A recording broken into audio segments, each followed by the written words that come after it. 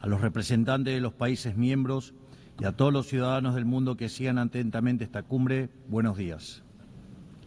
El año pasado me paré ante ustedes en esta misma asamblea y presenté una nueva orientación en política exterior para la Argentina.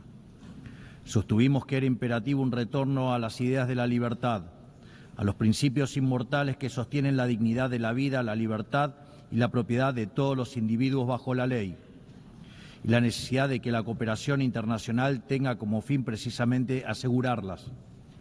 Sin embargo, advertí que la ONU se había alejado de su norte en las últimas décadas. El exitoso modelo de Naciones Unidas que hablaba de la necesidad de paz sin victoria y que se fundaba en la cooperación de los Estados-nación, se vio reemplazado por un modelo de gobierno supranacional de burócratas internacionales que buscan imponerle a los ciudadanos del mundo un modo de vivir determinado.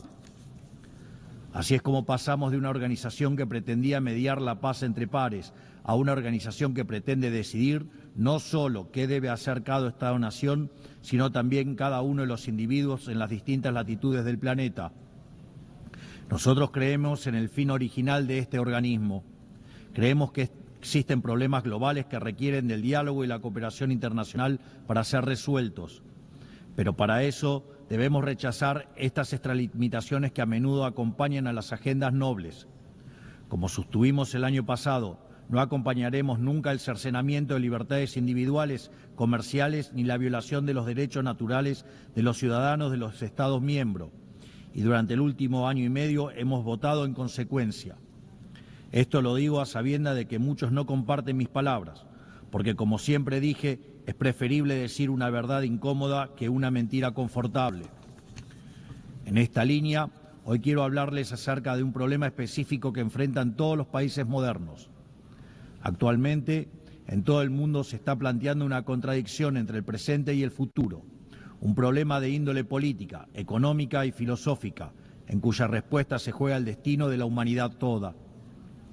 Si lo llevamos a los términos de comodidad e incomodidad que he planteado, el mundo entero parece estar estancado en el confort del presente, haciendo caso omiso a las consecuencias que esto pueda traer en el futuro. Como la incomodidad le resta voto y poder a quien lo asume, los dirigentes prefieren hacer todo lo que está a su alcance para mantener el statu quo heredado, aunque sea a costa de las consecuencias futuras. Incendian el futuro para mantener caliente el presente. Así, los estados contemporáneos han entrado en una dinámica muy compleja de revertir, en la que los incentivos tanto de la población como de los políticos apuntan a privilegiar el repartir la riqueza de hoy por sobregenerar la riqueza de mañana. En todo momento, los tomadores de decisiones tienen frente a sí la decisión de o bien preservar el legado que les fue encomendado o bien destruirlo. Este legado puede ser riqueza acumulada, capacidad productiva, leyes o cualquier cosa que haga al bien común. Por lo general, si incineran su legado, si optan por la comodidad, tendrán grandes beneficios presentes, pero sufriendo costos futuros aún mayores. Si yo dispongo de un ahorro hoy, lo pierdo para mañana. Si lo mantienen por el otro lado, preservan el crecimiento y la prosperidad tanto de sí mismos como de las generaciones futuras. Es decir, es necesario encontrar un equilibrio para que el pan de hoy no signifique hambre para mañana y así poder garantizar un incremento sostenido del bienestar, algo que los economistas llamamos crecimiento económico. Dicho crecimiento a veces se podrá sentir lento y a veces podrá verse frenado momentáneamente porque el progreso nunca es lineal. Pero es precisamente con su consistencia a largo plazo lo que ha revolucionado sistemáticamente el mundo y ha sacado a miles de millones de la pobreza.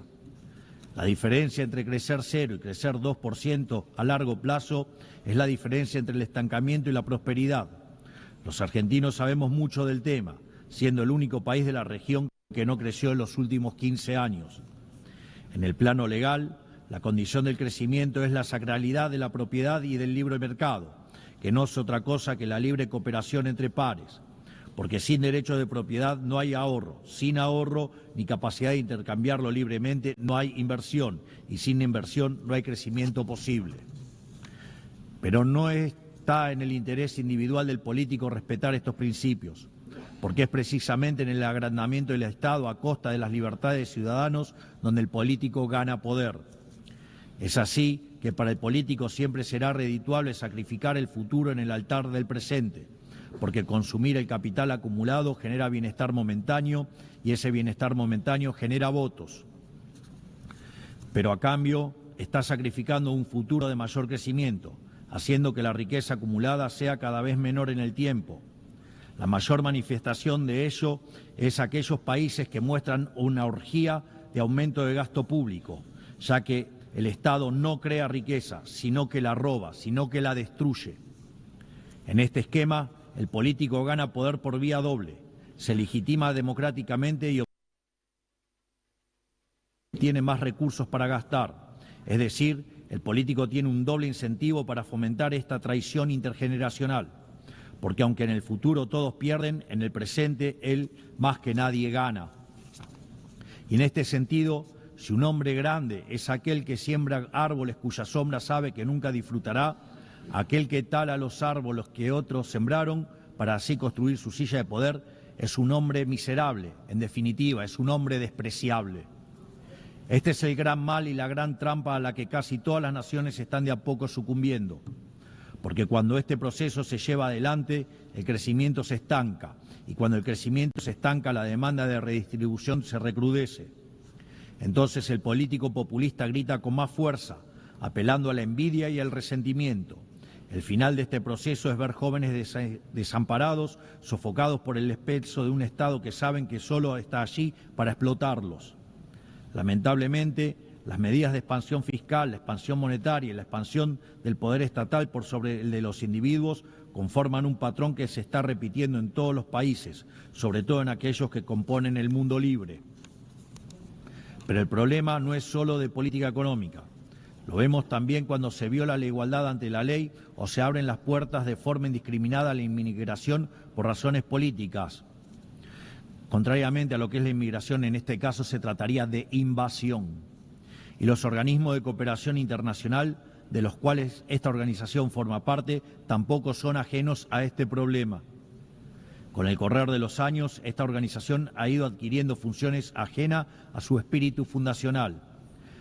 Ha ido creando capa sobre capa de organismos, agencias y programas hasta alcanzar una hipertrofia de administraciones que son poco efectivas a la hora de resolver los problemas para los cuales fueron creadas.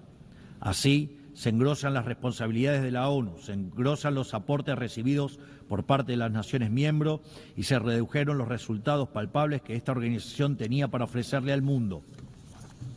A este cóctel de incentivos cruzados se le suma que, a diferencia de los primeros mandatarios nacionales, en las organizaciones internacionales nadie rinde verdaderamente cuentas por fallar en la resolución de un problema.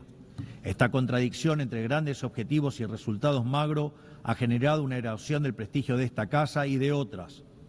Sin ir más lejos, los malos resultados de la Agenda 2030 dan testimonio de esto que describo. Lo que persiste en la práctica es un ciclo de estructuras que se reciclan, recursos que se multiplican y metas que se reprograman.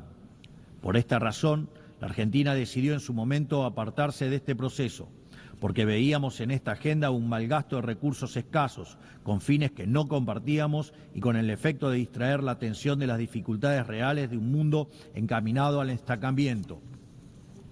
Es mi deber advertir contra este mal porque en Argentina lo vivimos hasta su consecuencia natural. Llegamos al fin del cómodo camino al que conduce desentenderse el futuro, o sea que venimos de un futuro que para ustedes aún no ha terminado de llegar. Y quiero decirles que están a tiempo de evitarlo, porque ninguna sociedad puede sobrevivir si incendia el futuro para calentar el presente. En mi país hemos aprendido por las malas una lección muy valiosa. Durante décadas se hipotecaron flujos futuros en función de repartir stock en el presente. En 2023 llegamos finalmente al largo plazo de 100 años consecutivos de hacer las cosas mal, de pasar la cuenta de mano en mano hasta que no quedó quien la pague.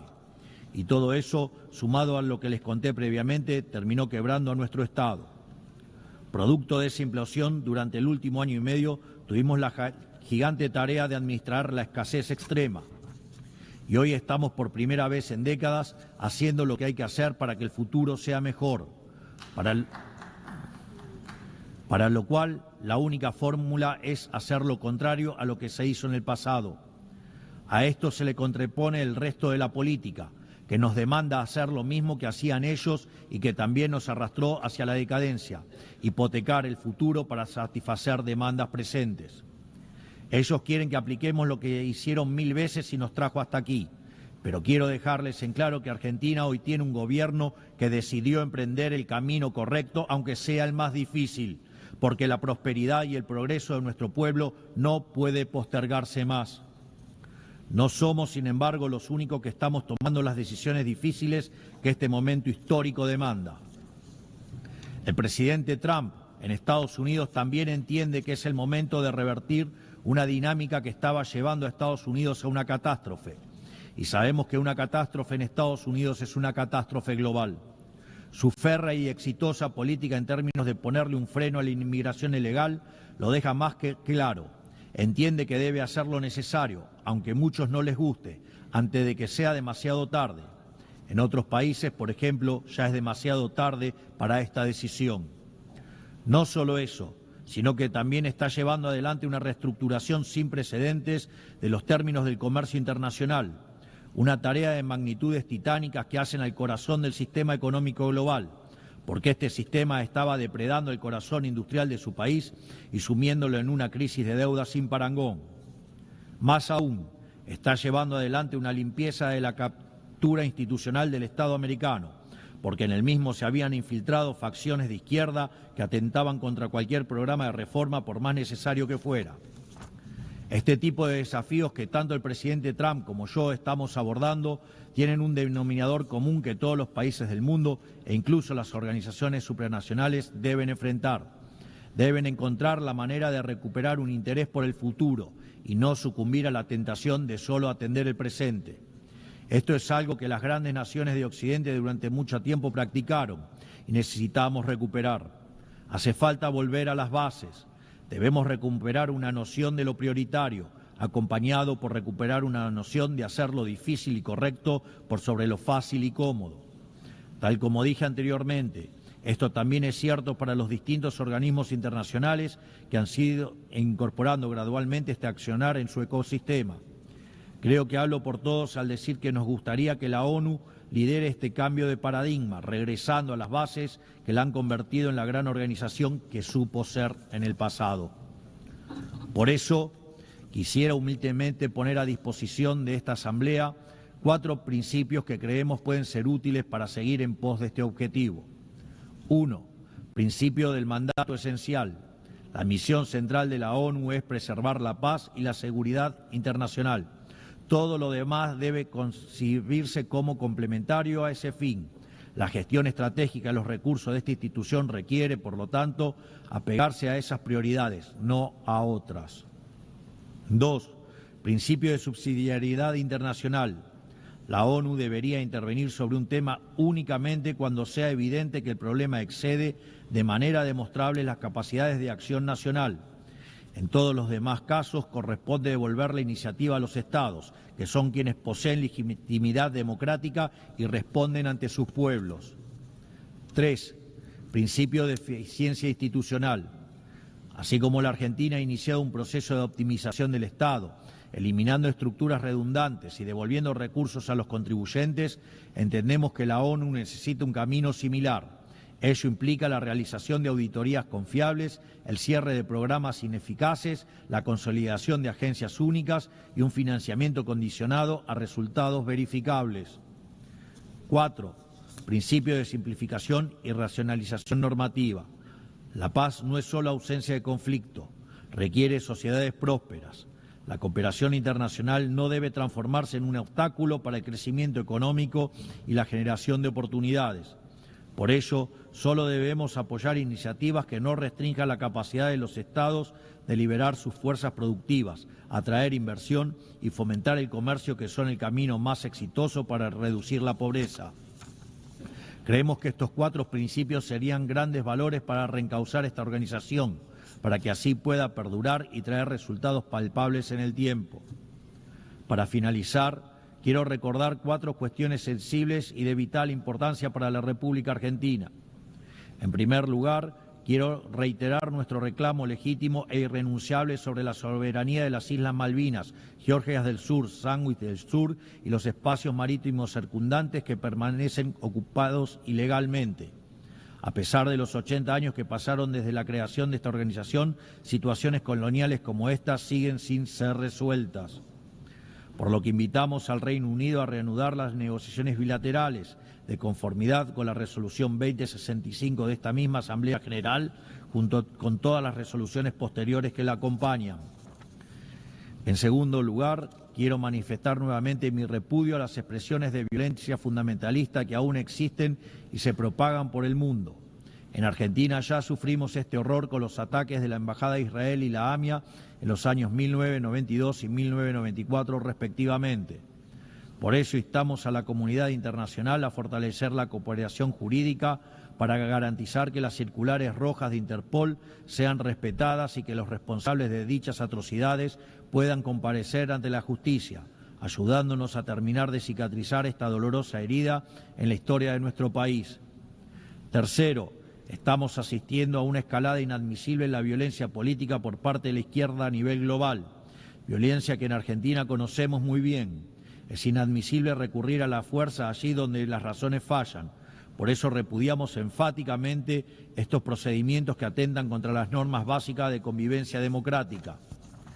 Cuarto, la situación del ciudadano argentino Nahuel Gallo, secuestrado y detenido de manera arbitraria en Venezuela sin imputación, sin asistencia legal ni consular. En palabras simples, una desaparición forzosa. Exigimos al gobierno de Venezuela su inmediata liberación y hacemos un llamado a la comunidad internacional para que acompañe este reclamo legítimo en defensa de los principios más básicos del derecho internacional y de la dignidad humana. Finalmente, reiteramos nuestra exigencia de liberación inmediata de los rehenes que aún permanecen cautivos en Gaza. Finalmente, que Dios bendiga al mundo libre, que las fuerzas del cielo nos acompañen. Muchas gracias a todos. Termina así el discurso del presidente argentino Javier Milei ante la 80ª Asamblea General de las Naciones Unidas. Un discurso con varias definiciones, con un alineamiento muy claro a Donald Trump, con críticas bastante fuertes a la ONU, con propuestas también hacia la ONU. Si tenemos que repasar algunas cuestiones, destaca Milei cómo la ONU abandonó sus funciones esenciales como de ser una organización creada para principalmente preservar la paz. Con esa idea se creó después de la Segunda Guerra Mundial.